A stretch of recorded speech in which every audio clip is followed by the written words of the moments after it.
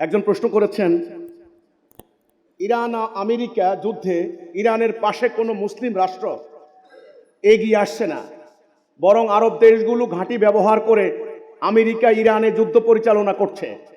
এইদিকে রাশিয়া চীন গোপনে গোপনে ইরানকে তথ্য দিয়ে সহযোগিতা করছে। প্রশ্ন হলো, মুসলিম দেশগুলো ইরানের সাহায্যে এগিয়ে আসছে না কেন? এর কারণ কি ইরান শিয়া রাষ্ট্র বলেই, নাকি কারণটা রাজনৈতিক? আমাদের মুসলমানরা যখন ইরাক আক্রমণ হলো, আমাদের মুসলমানরা, আমার মনে আছে, আমরা ঢাকায় বসে বসে হিসাব করতেছি সাদ্দাম হোসেনের পক্ষে কে আছে, আসে না কেন? কেউ বলে রাশিয়া আছে, কেউ বলে ইন্ডিয়া আছে, কেউ বলে চীন আছে, ঘোড়ার ডিম কেউ কিন্তু আসবে না।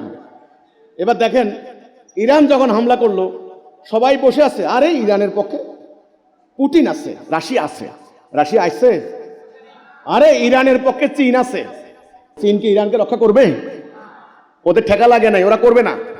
আল্লাহকে কোরআনে বলেন নাই, হে মোমেনরা, তোমরা মোমেন ছাড়া অন্য কাউকে বিশ্বাস করিও না। আমরা কি করলাম? এক জাতি, আমাদের বিধান একটা, আল্লাহর কোরআন, আমাদের জাতি হবে একটা।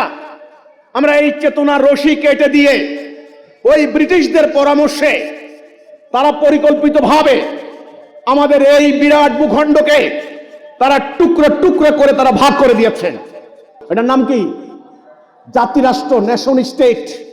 যেমন আমাদের বাংলাদেশ একটা রাষ্ট্র, আমরা আলাদা, আমাদের সীমানা আলাদা, আমাদের সরকার আলাদা, আমাদের সংবিধান আলাদা। আবার পাকিস্তান একটা রাষ্ট্র আলাদা, মালয়েশিয়া আলাদা, ইরাক আলাদা, সৌদি আরব আবার আলাদা। মুসলমান এইভাবে আলাদা আলাদা থাকতে পারে না। মুসলমানদের সংবিধান হবে একটা, সেটা কি? আল কোরআন। ইন্দোনেশিয়ার মুসলমান, মালয়েশিয়ার মুসলমান, থাইল্যান্ডের মুসলমান, এখান থেকে শুরু করে বাংলাদেশ, ভারত, পাকিস্তান, আফগানিস্তান, ইরান, ইরাক থেকে শুরু করে সেই নাইজেরিয়ার মুসলমান, 240 কোটি মুসলমানের সংবিধান কয়টা হবে? একটা। জাতি কয়টা হবে? নেতা কয়জন হবেন?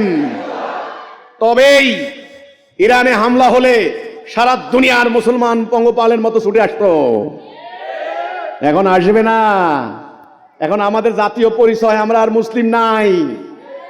ন্যাশনাল আইডেন্টিটি, আমাদের মুসলিম জাতি সত্তা আমাদের নাই, আমরা দাবি করি। আমাদের বাংলাদেশের ন্যাশনাল আইডেন্টিটি হচ্ছে গণপ্রজাতন্ত্রী বাংলাদেশের নাগরিক আমরা। আমাদের পাসপোর্ট আলাদা, পাকিস্তানের পাসপোর্ট আলাদা। আমরা আর পাকিস্তান 71 সালে মারামারি করে লক্ষ লক্ষ মারলাম। এখন পর্যন্ত এটা নিয়ে মারামারি হচ্ছে, কে পাকিস্তানের পক্ষে, কে পাকিস্তানের বিরুদ্ধে, কে 71-এর পক্ষে, কে রাজাকার, কে মুক্তিযোদ্ধা। মারামারি না, এটা লাগিয়ে দিয়েছে। এটা কোনো মুসলমান করতে পারে? আরে ভাই, রাজাকার মুক্তিযোদ্ধা বিতর্ক কি মুসলমানদের বিতর্ক? মুসলমানদের মধ্যে আল্লাহ কোরআনে বলেছেন, আমি তোমাদেরকে সৃষ্টি করেছি, তোমাদের হয় কেউ মুমিন, না হলে কেউ কাফের। আল্লাহর দৃষ্টিতে মুমিন জান্নাত যাবে, মুমিনের ওলি আল্লাহ, মুমিনকে রক্ষা করবেন আল্লাহ। কাফেরের বিরুদ্ধে মুমিনের লড়াই হবে। মুসলমান কি মারামারি করতে পারে? আফগানিস্তান মুসলমান না পাকিস্তান মুসলমান, আপনারা বলেন। এই যে মারামারি করলো, 2 থেকে 250 আফগানিস্তানের মুসলমান খুন হলো পাকিস্তানের বিমান হামলায়। কারা মুসলমান, কারা কাফের? এই গন্ডগোল লাগিয়ে দিয়ে আমরা শেষ হয়ে গিয়েছি। কাজেই আপনি প্রশ্ন করেছেন, ইরান যখন হামলা হলো আমরা অপেক্ষা করি রাশিয়া সাহায্য করবে, চীন সাহায্য করবে। কেন? রাশিয়া চীনের কি ঠেকা লাগছে নাকি? তোমরা মুসলমান রাশিয়া সুন্নি মারামারি করবা, ওরা সাহায্য করবে না। ওরা দেখবে ওদের কি স্বার্থ আছে। কাজে আমরা অন্য মুসলমানরা কেন সাহায্য করতে পারছি না? এই জন্যেই আমরা আল্লাহ রসুলের সংজ্ঞা মোতাবেক এক জাতি নই। আমরা ইমানের রশিতে ঐক্যবদ্ধ নই। আমাদের ইমানের দাবি, আমাদের মোমেন জাতি হওয়ার যে শর্ত, সমস্ত মোমেন ভাই ভাই, আমরা ভ্রাতৃত্বের বন্ধনে আবদ্ধ নই। এই জন্যে ওই ভারতের মুসলমানকে মারে, আমরা ইফতার খাই, খুব সুন্দর মতে সেহরি খাই, আরাম। ওখানে আফগানিস্তানের মুসলমানকে, এখানে মিয়ানমারের 24 লক্ষ মুসলমান ঘর থেকে বের করে দিয়েছে, জাতিসংঘের ত্রাণের দিকে চেয়ে আছে। আর আমরা গরুর গোশতের দোকানে মারামারি করি 5 কেজি 10 কেজি গরুর গোশত খাওয়ার জন্য। ঈদের নামাজ পড়বো, আমাদের আলেমরা দামি দামি জুব্বা গায়ে দিয়া, কোটটা গায়ে দিয়া অনেক দামি দামি আতর লাগিয়ে ওনারা আল্লাহ আল্লাহ করে নামাজ পড়তে যাবেন। আসলে পুরো জাতি কিন্তু এক জাতি আর নাই।